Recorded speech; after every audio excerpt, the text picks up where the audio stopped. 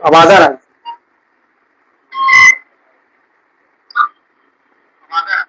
आ रहा, ठीक।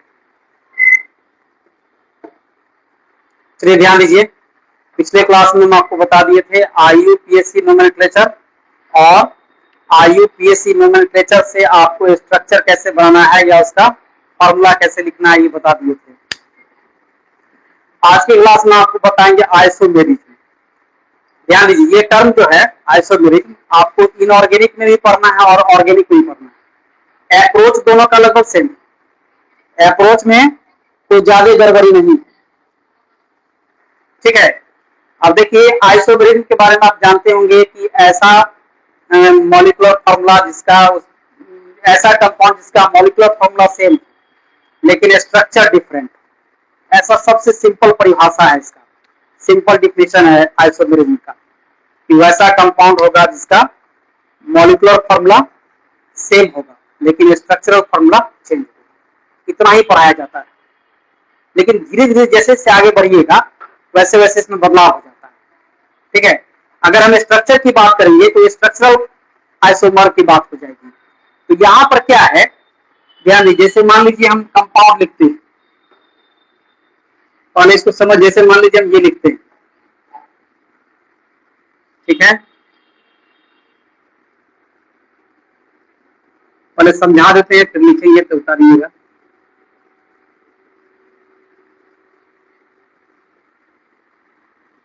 देख लीजिए, यहां दो कंपाउंड, ठीक, दोनों का स्ट्रक्चर अलग अलग, अरेंजमेंट अलग अलग। अब अगर आपसे पूछा जाएगा कि दोनों में डिफरेंस क्या है तो क्या बताइए? नाम की बात करिएगा तो इसको कहते हैं इथाइल अल्कोहल, ठीक है, और इसको कहते हैं डाई मिथाइल ईथर कहते हैं। दोनों में डिफरेंस क्या है ध्यान से देखना है। इसमें भी कार्बन हाइड्रोजन है, ऑक्सीजन है, इसमें भी कार्बन हाइड्रोजन ऑक्सीजन है और सेम मात्रा में। जैसे यहाँ कार्बन 2 है तो इसमें भी कार्बन 2 है, यहाँ हाइड्रोजन 6 है तो इसमें भी हाइड्रोजन 6 है, एक ऑक्सीजन तो एक ऑक्सीजन। दोनों के स्ट्रक्चर में अंतर, आपको अंतर नहीं लगता होगा लेकिन दोनों के स्ट्रक्चर में अंतर है। अंतर क्या है, यहाँ जो ऑक्सीजन है वो कार्बन हाइड्रोजन के बीच में, और यहाँ जो ऑक्सीजन है वो कार्बन और कार्बन के बीच में, ठीक। एक में ऑक्सीजन हाइड्रोजन और कार्बन के बीच में है, एक कार्बन कार्बन के बीच में है।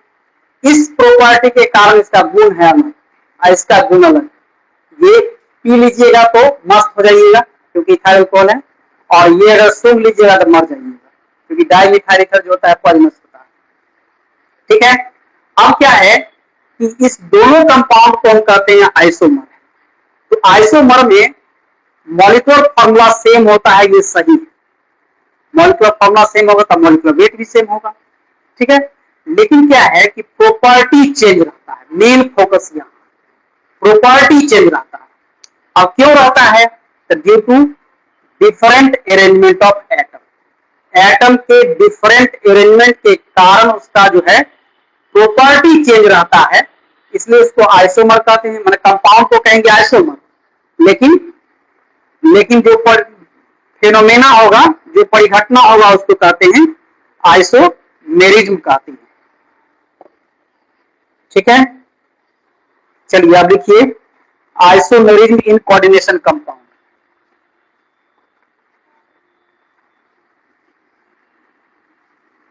इसको लिखना नहीं था, ये समझाने के लिए लिखे थे।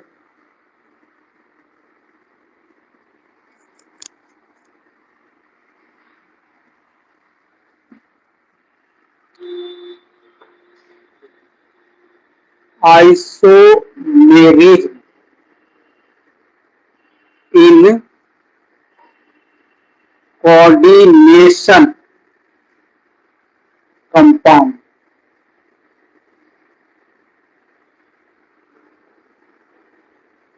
Isomerism in coordination compound, coordination compound का आइसोमेरिज्म, ठीक है। अब देखिए the phenomenon in which compounds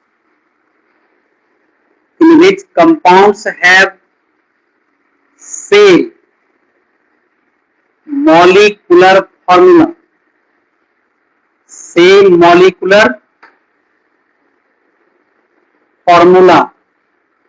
or molecular weight, but different properties,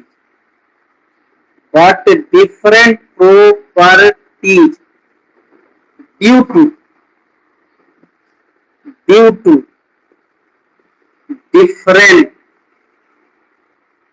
different arrangement of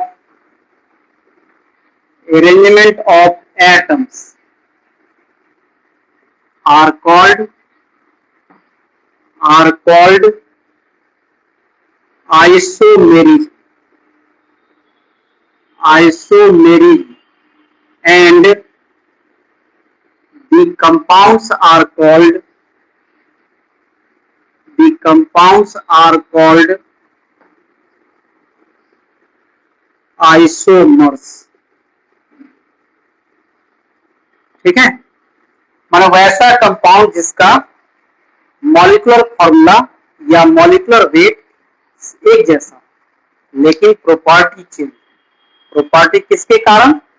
due to different arrangement of atoms.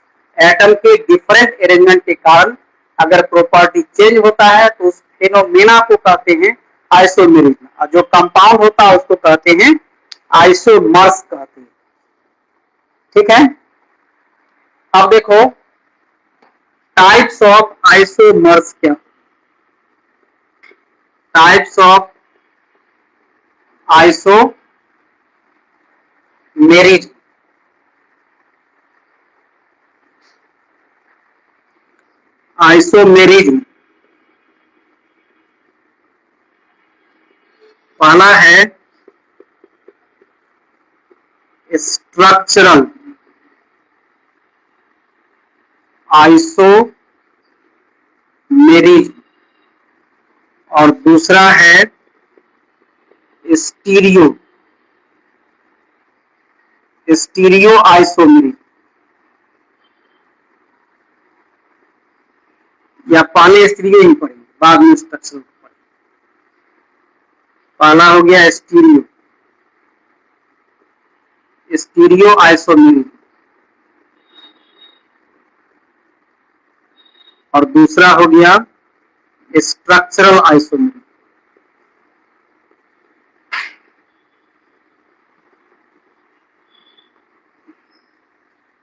ठीक है, ये दो तरह का हो गया, एक हो गया स्टीरियो और दूसरा हो गया स्ट्रक्चरल आइसोमेरिज्म। अब देखिए स्टीरियो का मतलब स्पेस होता है ना, तो यहाँ जो स्ट्रक्चरल आइसोमेरिज्म है और स्टीरियो आइसोमेरिज्म है, तो यहाँ स्ट्रक्चर में अंतर होगा और यहाँ जो है स्पेस में स्ट्रक्चर में अंतर होगा। पहला हेडिंग लिखिए, stereo isomerism.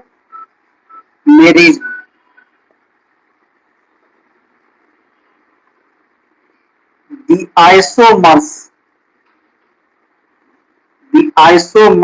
having different properties,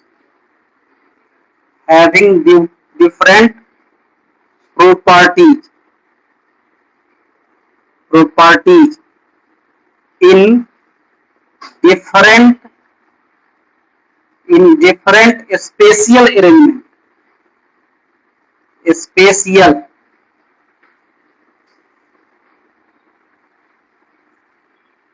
spatial arrangement,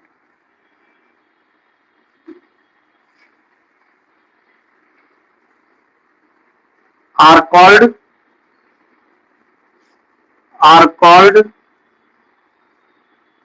stereoiso.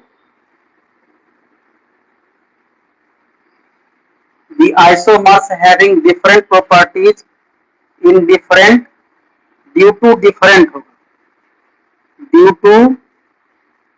different spatial arrangement are called stereoisomers and the phenomenon is called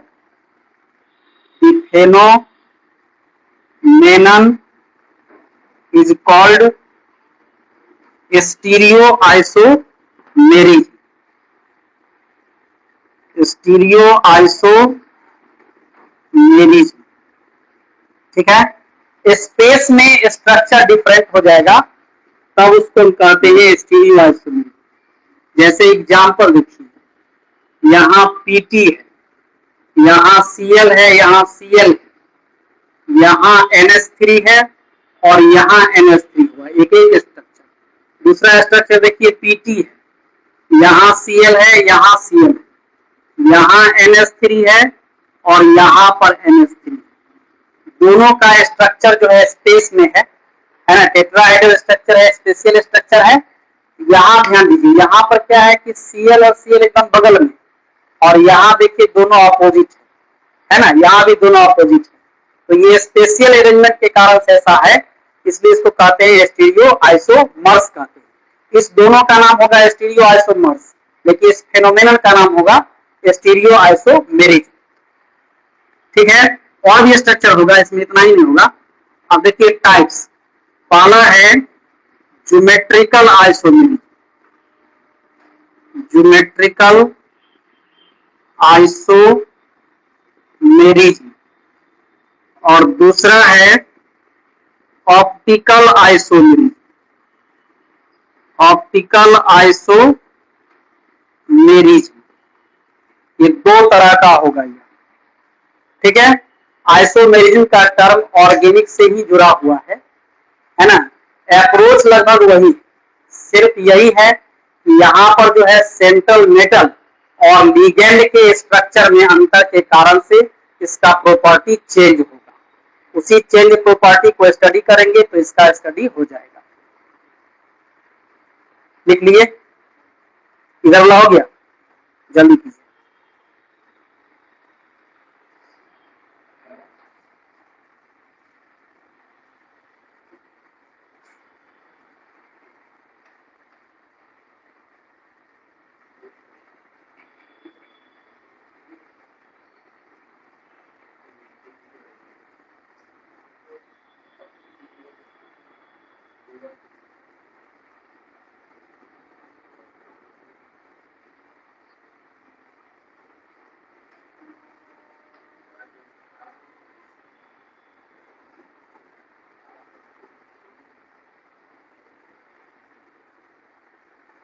हो गया इधर।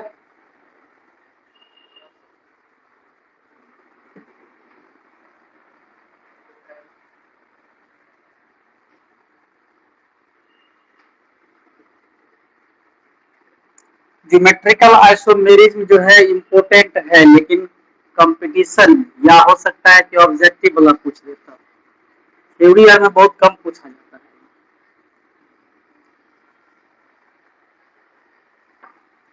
अब देखिए,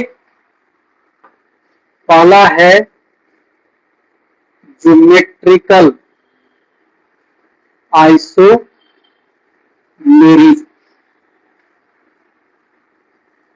ठीक है।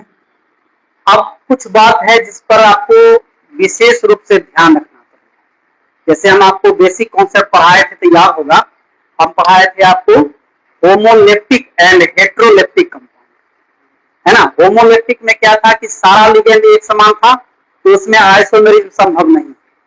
हेट्रोलेप्टिक में संभव है, क्योंकि उसमें लिगेंड डिफरेंट रहेगा, तो उसका अरेंज, जैसे मान लीजिए ये हेट्रोलेप्टिक कॉम्प्लेक्स है, इसमें देखिए पीटी के साथ दूगो सीएल है, दूगो NH3 है ना। तो अब क्या है कि आपने दो सीएल को अगल बगल में रखा या दो सीएल को एक दूसरे के अपोजिट कर दिया, क्या वो पूरा नहीं आ रहा है क्या बोर्ड?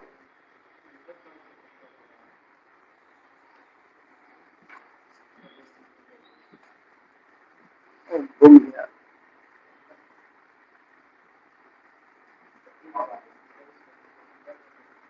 नहीं कटा है, सही, ठीक है। अब देखिए, तो ज्योमेट्रिकल आइसोमेरिज्म के लिए कंडीशन है कि जो हमारा कोऑर्डिनेशन कॉम्प्लेक्स है वो हेट्रोलेप्टिक होना चाहिए। पहला हम इसमें लिख देंगे दिस इज द या दिस इज एप्लीकेबल इन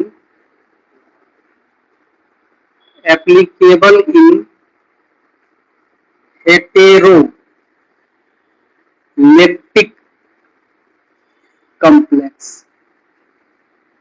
ठीक है, ये एप्लीकेबल होगा हेट्रोलेप्टिक कॉम्प्लेक्स, होमोलेप्टिक में नहीं। ठीक है, अब देखो डिफिनेशन क्या है। The stereo isomers having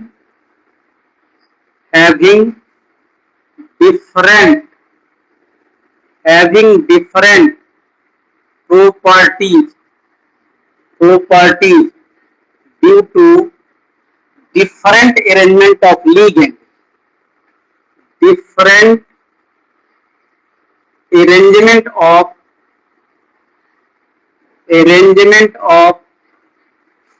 ligand around central metal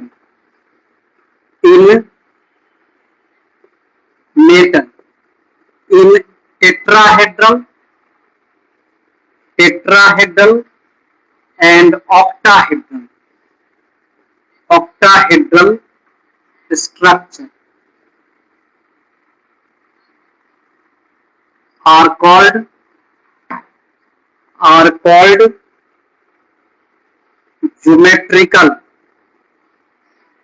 geometrical isomers, and the phenomenon is called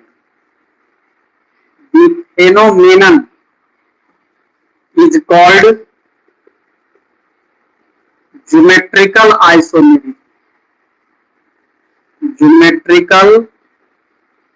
isomerism। समझ गया? यहां देखिए स्टीरियो आइसोमर्स, क्योंकि स्टीरियो आइसोमर्स का एक टाइप है हैविंग डिफरेंट प्रॉपर्टीज, माने दोनों में प्रॉपर्टी डिफरेंट होगा, रीजन चेंज हो जाएगा due to different arrangement of ligand के डिफरेंट अरेंजमेंट के कारण अराउंड सेंट्रल मेटल के अगर चारों तरफ लीगेंड का अरेंजमेंट चेंज हो जाता है, और ये भी किस में या तो टेट्राहेड्रल में नहीं तो ऑक्टाहेड्रल, तब जाके उस स्ट्रक्चर को या उस तरह के आइसोमर को कहेंगे ज्योमेट्रिकल आइसोमर, और उस फेनोमेनन को कहेंगे ज्योमेट्रिकल आइसोमेरिज्म कहेंगे।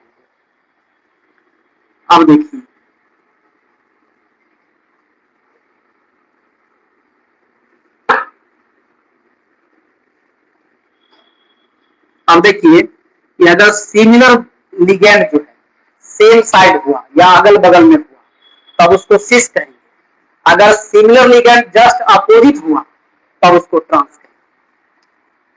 देखिए when similar ligand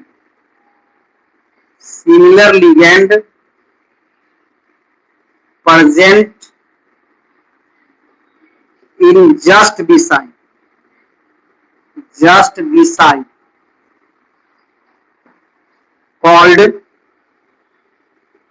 called cis geometrical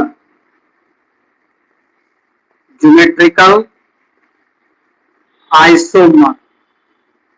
ठीक है, एग्जाम्पल देख लीजिए, जैसे हो गया एम हमारा कोई मेटल है, यहां हो गया जैसे एक्स लिगेंड है और यहाँ वाई। ठीक है, एक्स लिगेंड है, सेम साइड है तो सिस हो जाएगा। अब देख लीजिए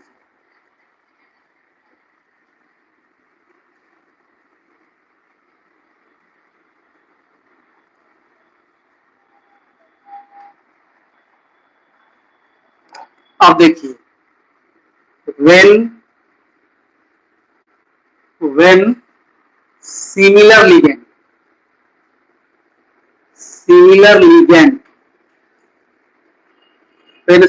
ligand present present just opposite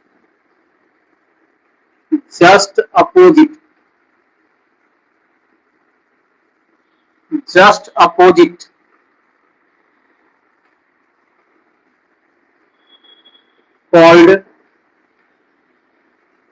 transgeometrical isomer. Transgeometrical isomer example से समझिए, जैसे M है, ये हो गया। अब यहाँ लिगेंड L है, यहाँ L है, यहाँ X है, यहाँ X है, यहाँ चेंज भी रहेगा तो कोई दिक्कत नहीं है। अगर सेम लिगेंड जस्ट अपोजिट रहेगा तो उसको ट्रांस कहते हैं, और सेम लिगेंड अगर जस्ट बगल में है तब उसको सिस कहते हैं। ये हो गया ट्रांस, हो जाएगा, ये कहलाएगा ट्रांस। ठीक है। अब देखिए जनरल एग्जाम्पल जो आपको मिलेगा। ठीक है। पहला हो गया इन टेट्राहेड्रल स्ट्रक्चर। टेट्राहेड्रल स्ट्रक्चर में आइए, टाइप 1, इसमें हो जाएगा MX2L2 हो गया। देखिए MX2L2, X के जगह पर कोई भी लिगेंड होगा, L के जगह पर कोई लिगेंड होगा, M कोई सेंट्रल मेटल होगा, कोई, ये जनरल फॉर्मूला हो गया। M हो गया सेंट्रल एटम हो गया। ठीक है। X एंड L जो है यूनिडेंटेट लिगेंड हो गया। ठीक है। अब इसका दो स्ट्रक्चर खिंचाएगा, एक सिस का, एक ट्रांस का। इधर वाला हो गया, लिखते भी रहिए।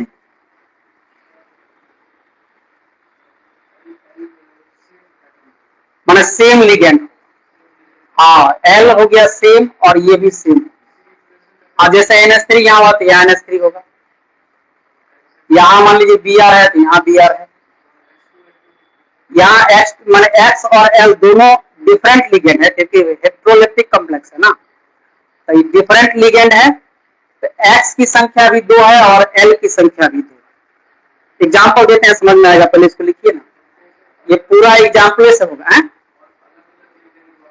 100, हाँ, तो इसके लिए टाइप 2 में जाएंगे। जब टाइप लिखे हैं तो स्थिर होइए, पैसेंस रखिए।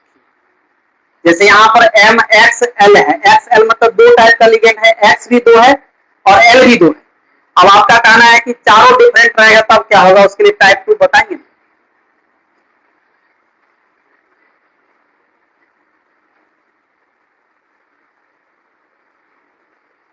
हो गया गरुड़ा, जल्दी करिए।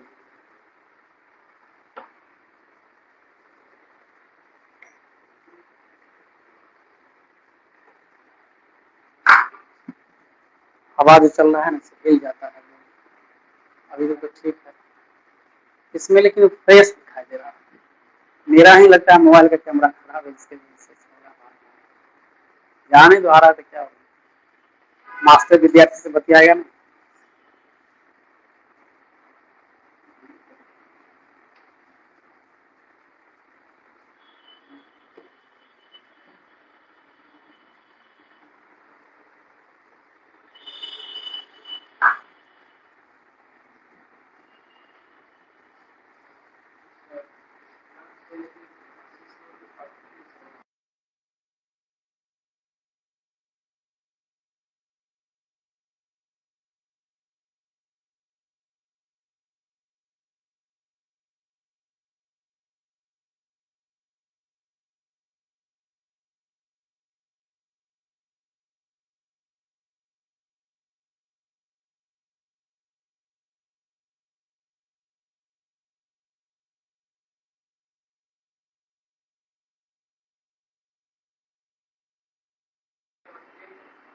एक ही जैसा लिगेंड अगर बगल में आएगा तो वो सिस कहलाएगा, और एक ही जैसा लिगेंड जब अपोजिट साइड में आएगा तब ट्रांस कहलाएगा।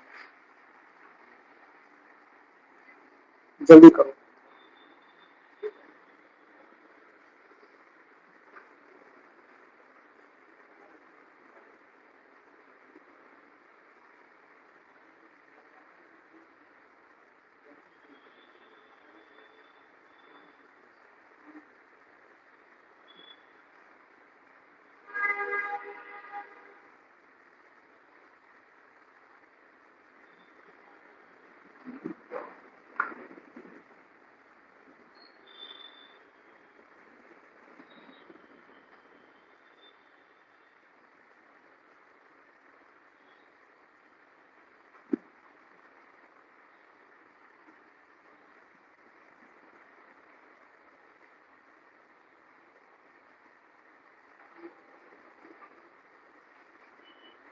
हो गया।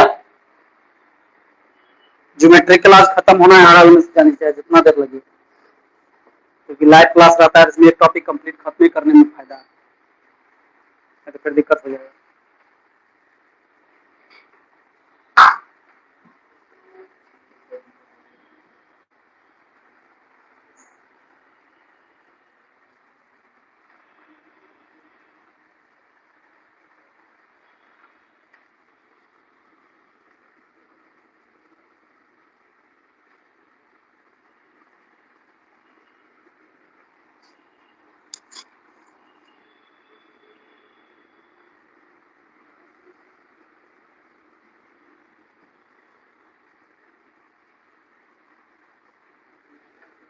हो गया।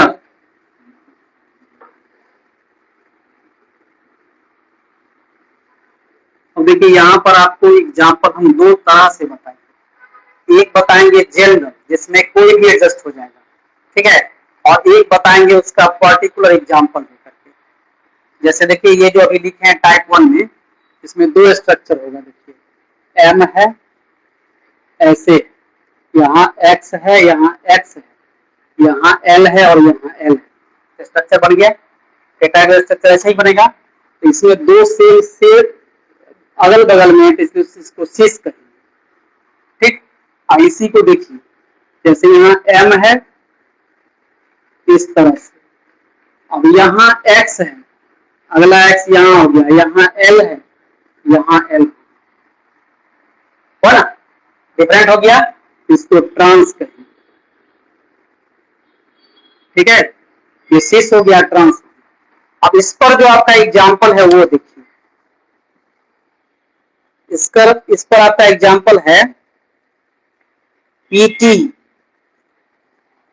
NH3 का OL2 और Cl2। इस पर एग्जाम्पल है, इस टाइप का एग्जाम्पल है, जैसे पीटी है NH3 का OL2 और Cl2, इस टाइप में आ गया। देख लीजिए ये M है, ये X है और ये L है, X भी 2 है और L भी 2 है। इसका 2 स्ट्रक्चर खींचेंगे, पीटी हो गया ऐसा।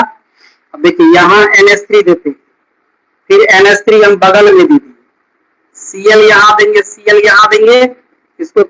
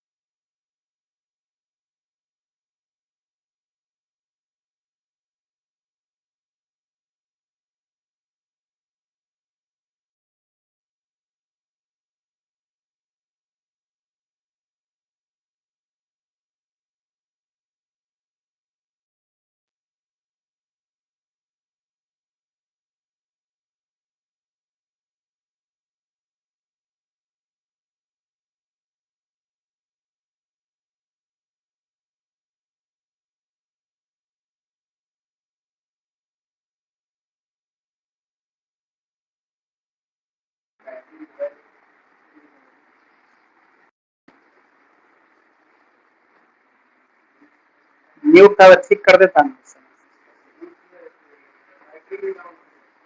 अब रहने दो, चल जाएगा।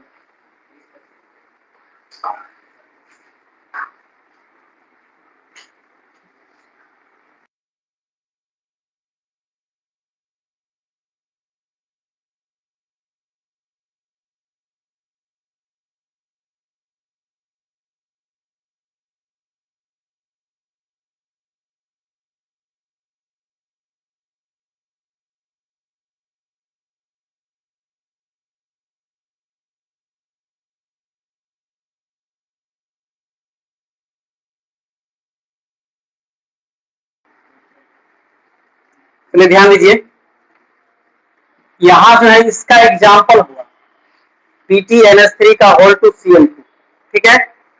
तो इसमें Pt बीच में लिखे, NH3 को अगर बगल में लिखेंगे तो सिस कहलाएगा, NH3 और NH3 को जस्ट अपोजिट लिखेंगे तो ट्रांस कहलाएगा।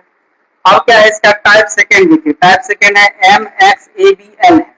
M हो गया सेंट्रल मेटल और XABL 4 लिगेंड, चारों डिफरेंट है और सब के सब यूनिडेंटेट है। अब इसके सिस और ट्रांस का स्ट्रक्चर देखिए। अब जैसे है M, देख लीजिए, ठीक है। अब यहां है X, A, B और L है ना। तो यहाँ X के अपोजिट में B है, X के अपोजिट में B है और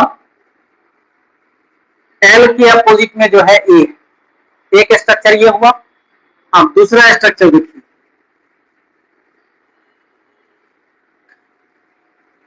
ये स्ट्रक्चर, ठीक है। यहाँ X है, यहाँ A, यहां कर दिए हम किसको, तो यहां कर दिए B को और यहां कर दिए L को। देख लीजिए अंतर कुछ हुआ। X के बगल में देखिए, X के बगल में A और यहां जो है X के बगल में ही A, लेकिन यहाँ X के इस तरफ में L है और यहाँ X के इस तरफ में B है। तो दोनों स्ट्रक्चर चेंज हुआ, दोनों स्ट्रक्चर चेंज हुआ, ऐसा नहीं कि स्ट्रक्चर वही है। और तीसरा स्ट्रक्चर देखिए, जैसे M है और यहाँ देखिए X है, यहाँ है A, यहाँ B है और यहाँ है M। अब इस स्ट्रक्चर को देखिए, यहाँ XA माने किसी दो को स्थिर रखना होगा तब ये स्ट्रक्चर बना सकते। तो XA है, यहाँ भी XA, यहाँ B है, यहाँ L है, यहाँ उलट B। अब इसमें क्या, XA को अपोजिट कर दिए, B को और L को अपोजिट कर दिए।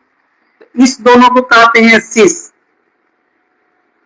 इसको भी कहेंगे सिस और इसको कहेंगे ट्रांस।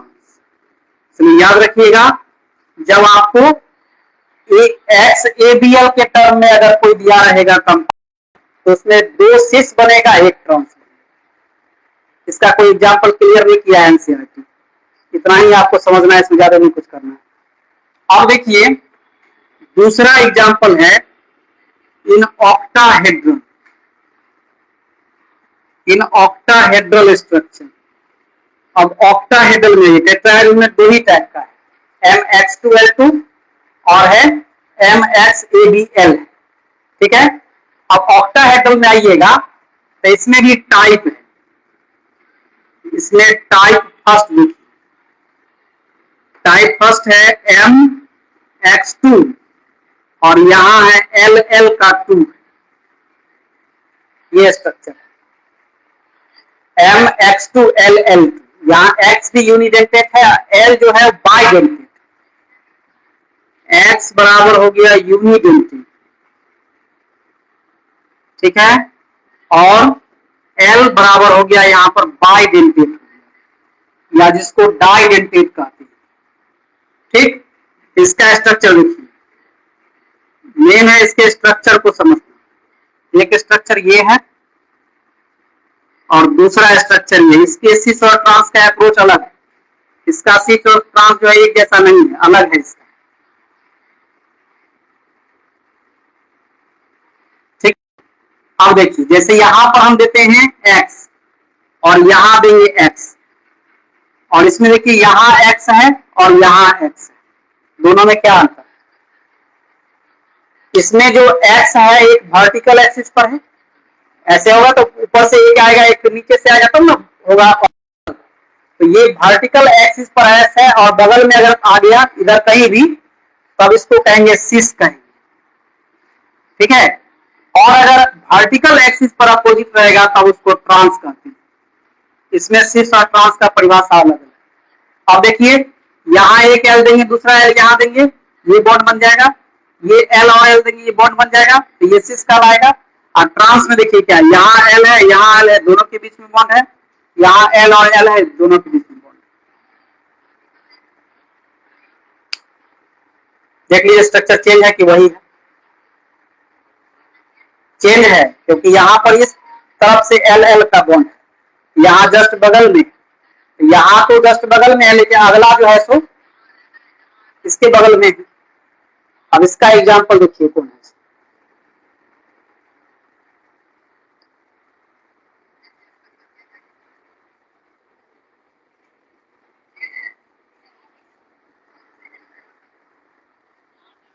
ठीक है,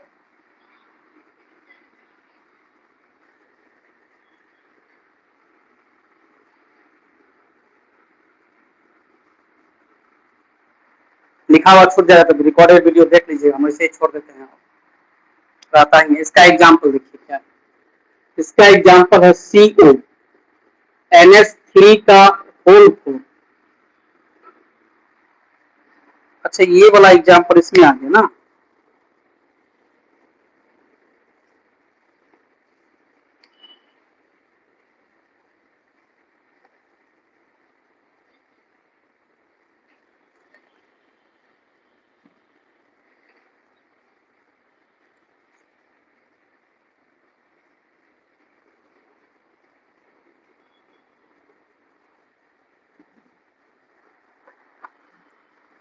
इसमें होगा CO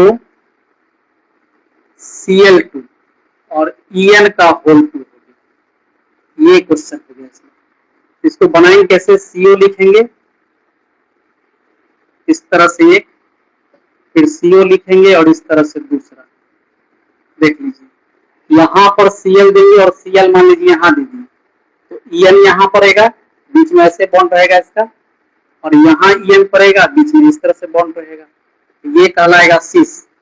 और इसमें आएगी Cl यहाँ है और Cl यहाँ है, En यहाँ है तो ये बॉन्ड बना लेगा, और फिर En यहाँ है तो ये बॉन्ड बना लेगा, ये कहलाएगा आपको ट्रांस कहलाएगा।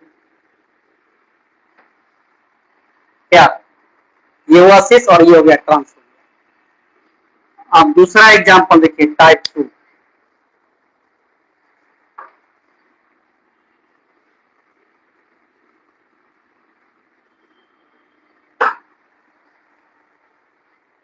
अब टाइप 2 समझिए, टाइप 2 इसमें आएगा MX2 और L4 हो जाएगा, मतलब X एंड L जो है यूनिडेंटेट लिगेंड, ठीक है। L की संख्या 4 है, X की संख्या 2 है। इसका जो स्ट्रक्चर बनाइए इस तरह से देखिए,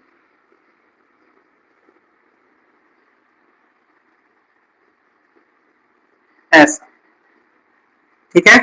अब यहाँ है X और यहाँ देंगे X, तो L देना होगा हमको 4 जगह पर इस तरह से, ये कहलाएगा आपको सिस। अब यहाँ देखिए X यहाँ देंगे, X यहाँ देंगे, तो 4 को L देना होगा इस तरह से, इसको कहेंगे ट्रांस। देखिए जल्दी से, उधर मिटा दें, लिखिए जल्दी लिखिए। इसके बाद एक उदाहरण और है, तभी टॉपिक खत्म हो जाएगा, फिर ऑप्टिकल में एक दिन लगेगा।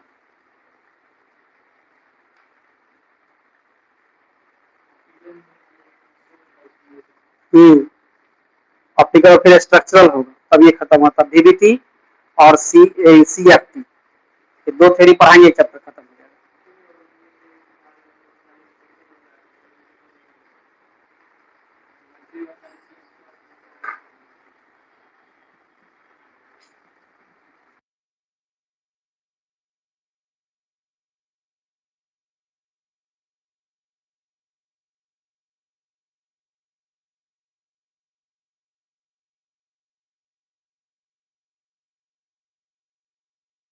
हम जो बता रहे हैं वो एनसीईआरटी का एकदम जितना भी कॉन्सेप्ट है ना वो बता रहे हैं।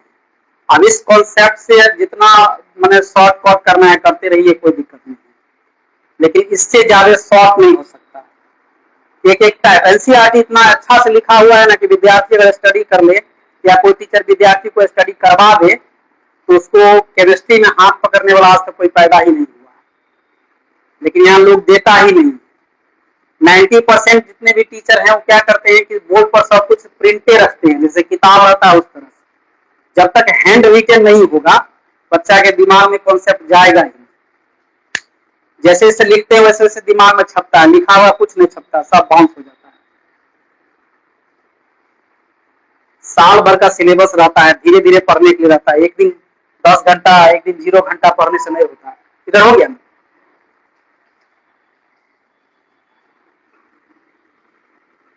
अब देखिए हर टाइप बता देने से क्या होगा कि जब आप सामने क्वेश्चन आएगा तो आप उस टाइप में मैच करिएगा, किससे यह मैच कर रहा है उसका बनाइएगा। जब किसी से मैच नहीं करना है इसका मतलब समझिएगा ये क्वेश्चन बनावटी है।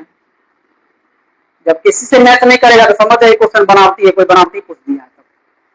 समझ गया ना। अब जैसे याद रखिए इसका एग्जाम्पल देखिए। इसका एग्जाम्पल है जैसे है पीटी। पीटी एक सीओ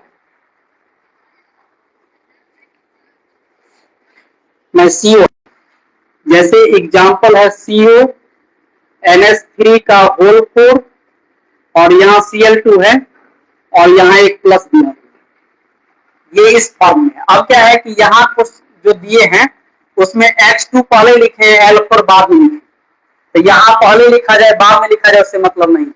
आप स्ट्रक्चर बनाएगा इस तरह से लिख लीजिए CO। अगर आपको एग्जामिनेशन में आता है जिसका स्ट्रक्चर ड्रॉ करिए तो ऐसे ही स्ट्रक्चर ड्रॉ होगा इसका। यहाँ देखिए Cl देंगे और एक Cl यहाँ दे देंगे, तो जाहिर सी बात है बाकी जगह पर क्या रहेगा NH3 रहेगा। ठीक है, और यहाँ करके एक प्लस दे देंगे इसमें, ये कहलाएगा सिस। अब इसका ट्रांस खींचते हैं तो इस तरह से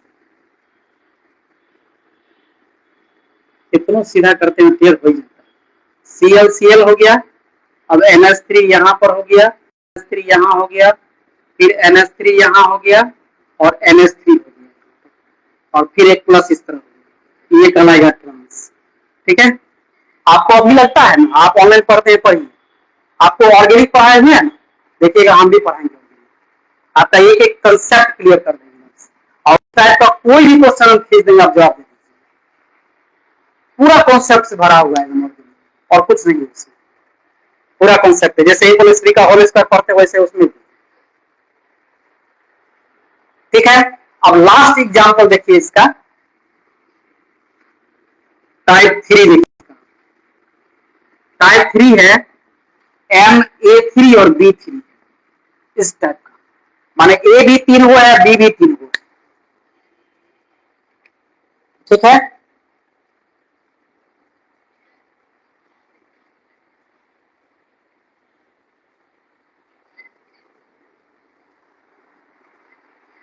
अब MA3 और B3 है, ध्यान दीजिए इसमें दोनों यूनिडेंटेट लिखेंगे।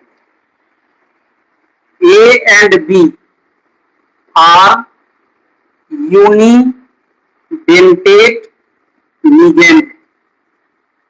ठीक है, इस टाइप में सिस और ट्रांस नहीं होता।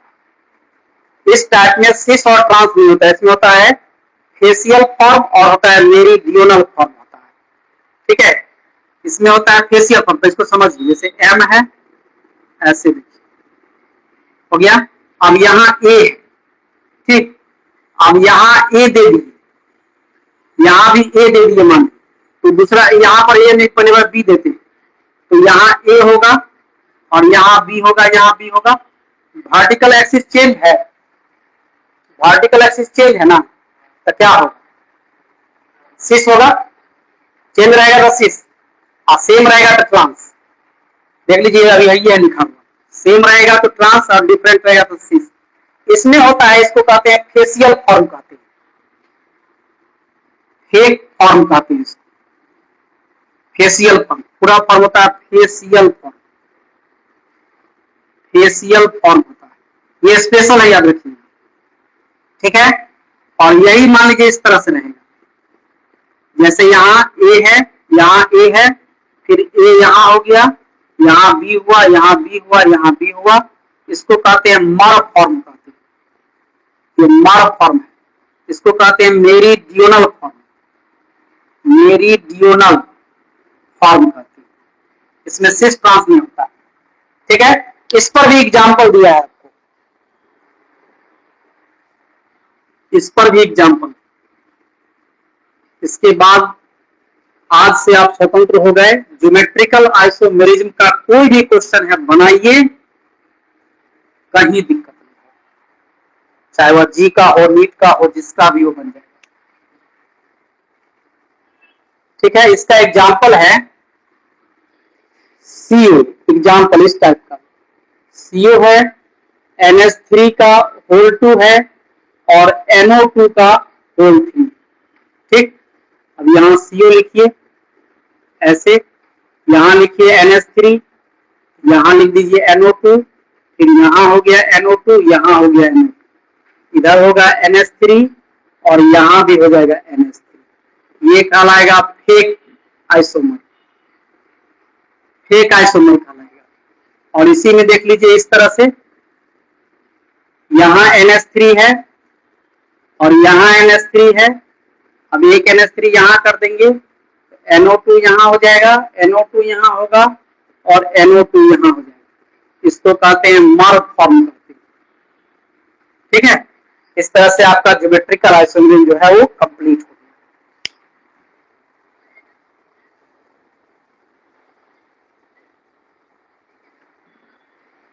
ठीक है। अब इस पर क्वेश्चन बनाइएगा, जो दिक्कत होगा उसको डिस्कस करेंगे कल, तो कल हम बताएंगे फिर इसका ऑप्टिकल आइसोमेरिज्म। जल्दी से नोट कर लीजिए।